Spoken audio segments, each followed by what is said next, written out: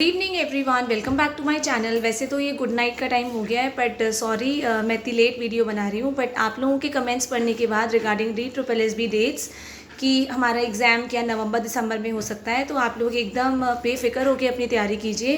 अगर नवंबर में एग्ज़ाम होना होता तो अभी तक आप लोगों का एग्ज़ाम कैलेंडर आ चुका होता। आज हमारी 23 अक्टूबर हो गई है, बट ऐसा कोई भी एग्ज़ाम कैलेंडर इशू नहीं हुआ है बाय DSSB। तो नवंबर में तो आपका कंफर्म एग्ज़ाम नहीं है एंड दिसंबर में भी आपका कोई भी एग्ज़ाम नहीं होने वाला है। एंड देन आपको पता है कि दिल्ली के इलेक्शन स्टार्ट हो जाएंगे, तो अब आप लोगों का जो एग्ज़ाम होगा वो इलेक्शंस के बाद ही होगा बाय मार्च अप्रैल। तो आप लोग ने अभी भी अगर तैयारी शुरू नहीं करी है या अभी अभी अपनी तैयारी की शुरुआत करी है, तो आप लोग keep continuing with your hard work. आराम से अपने टाइम टेबल के हिसाब से अपने आप को फॉलो करें, अपने टाइम टेबल के अपनी स्ट्रैटेजी बनाएं और अपनी टाइम टेबल को इस तरह से बनाएं जिसमें आपको हर सब्जेक्ट्स के लिए टाइम दे सकें। See there are two ways to make time table. एक टाइम टेबल तो ऐसा होता है जिसमें हम लोग अपने सब्जेक्टिव को और कोई भी मतलब सब्जेक्ट में अगर आप लोग का सोशल साइंस सब्जेक्ट है या साइंस सब्जेक्ट है, मैथ सब्जेक्ट है, तो आपको 2 से 3 घंटे, कम से कम 3 घंटे मैं बोलूँ तो अपने सब्जेक्ट को देने ही देने हैं। वो कब मतलब कोई पॉसिबिलिटी है ही नहीं कि आप उसको छोड़ सकते हैं। बट येस, बाकी के आपका जो जनरल पेपर हो जाता है तो वो आपकी मर्ज़ी है कि आप पहले इंग्लिश को पूरा कंप्लीट करना चाहते हैं अपने 10 दिन में, 12 दिन में, या आप इंग्लिश के लिए 1 घंटा, हिंदी के लिए 1 घंटा, नेक्स्ट अपना जनरल मैथ्स के लिए 1 घंटा, इस तरह से निकालना चाहते हैं। It basically depends on you. जैसे कि मैंने जब अपना टाइम टेबल बनाया था तो मैंने अपना सब्जेक्ट साइंस को 2 से 3 घंटे ज़रूर पढ़ा था, लेकिन मैंने जनरल पेपर की तैयारी एक साथ नहीं की थी। मैंने सबसे पहले इंग्लिश को पकड़ा था।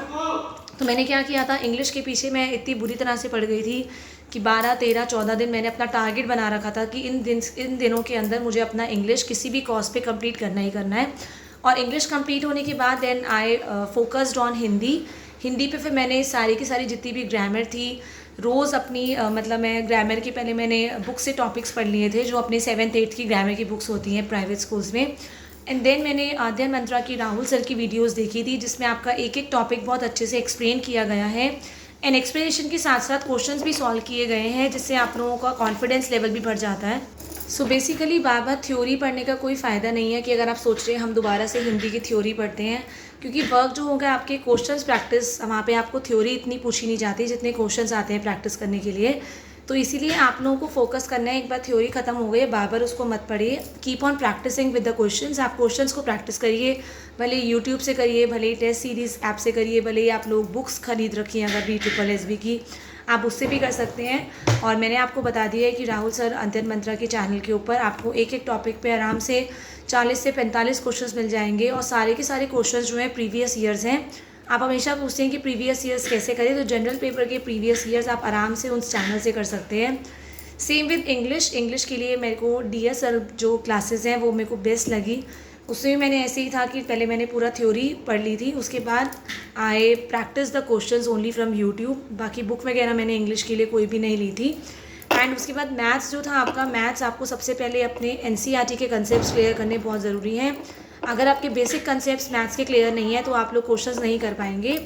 और बेसिकली जो मैथ्स के क्वेश्चंस होते हैं, सी जनरल पेपर है, जनरल आपका सारा सब्जेक्ट जो होता है वो 8th क्लास तक के लेवल का होता है। तो आप 8 तक के लेवल की जो मैथ्स है वो ज़रूर करिए। और कुछ टॉपिक्स तो ऐसे हैं जो हमेशा आते हैं, लाइक परसेंटेज आता है आपका, परसेंटेज इंक्रीज डिक्रीज़ होता है, आपके कंपाउंड इंटरेस्ट, सिंपल इंटरेस्ट के क्वेश्चंस आ जाते हैं, एवरेज के क्वेश्चंस आ जाते हैं, टाइम एंड वर्क के तो फेवरेट टॉपिक है उसके क्वेश्चंस आ जाते हैं। तो कुछ ऐसे सिलेक्टेड टॉपिक्स हैं, मेरी आप पीछे की वीडियो देख सकते हैं जिसमें मैंने ये बताया है कि कौन कौन से टॉपिक्स मैथ्स के अगर आप करेंगे तो आराम से आपके 14-15 नंबर 20 में से आ जाएंगे। एंड देन अगर हम GK की बात करते हैं तो GK की भी मैंने एक वीडियो बनाई हुई है पर्टिकुलर कि जिसमें आपको कौन कौन से टॉपिक्स करने हैं, वो आप अगर वो कर लेंगे तो एटलीस्ट स्टैटिक GK आपकी कंप्लीट हो जाएगी। क्योंकि आपको पता है GK is so vast.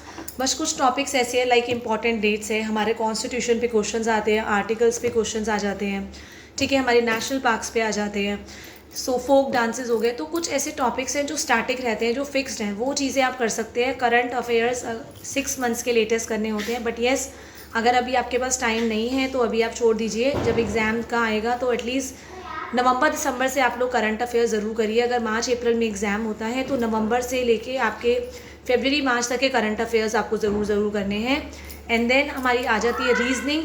Reasoning में भी आप लोग अब कोई बुक लेने की आई डोंट थिंक कि आपको ज़रूरत पड़ेगी। आप लोग अध्ययन मंत्रा पे रीजनिंग के संदीप सर है जो बहुत अच्छी क्लासेस ले रहे हैं, आपको कंसेप्ट भी समझा रहे हैं साथ में, और साइड बाय साइड आपको प्रीवियस ईयर्स क्वेश्चंस भी करा रहे हैं जो आपके लिए बहुत हेल्पफुल होंगे।